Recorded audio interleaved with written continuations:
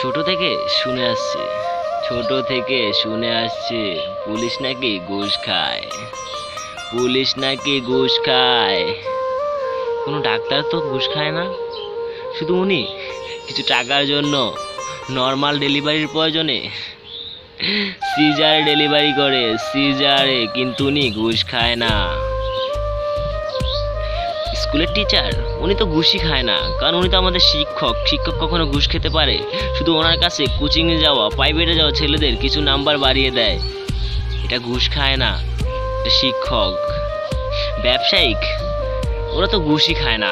এই করোনার কালে মানুষ মৃত্যুর সাথে ঝগড়া করছে, আর উনি 5 টাকার মাস্ক 100 টাকায় বিক্রি করছে, কিন্তু উনি ঘুষ খায় না। আমরা যা শুনি তাই দেখি, যা দেখি তা শুনি না, কারণ আমরা বাঙালি। বাঙালি যা শুনে তা নিয়ে মেতে থাকে, যা দেখে তা বোঝার চেষ্টা করে না। একজনকে দেখে হাজারজনকে বিচার করা ঠিক না। একজনকে দেখে হাজারজনকে বিচার করা ঠিক না। পুলিশের পোশাকটাকে অপমান করা ঠিক না। আমরা পুলিশ দেখলেই বলি ছি ছি শালা ঘুষখোর, কিন্তু আমরা কখনো বলি না ওই ডাক্তারটা ঘুষখোর, ওই শিক্ষকটা ঘুষখোর, ওই ব্যবসায়িকটা ঘুষখোর। আমরা তা বলি না, আমরা শুধু বলি পুলিশটা ঘুষখোর, ওই শালা ঘুষ খায়।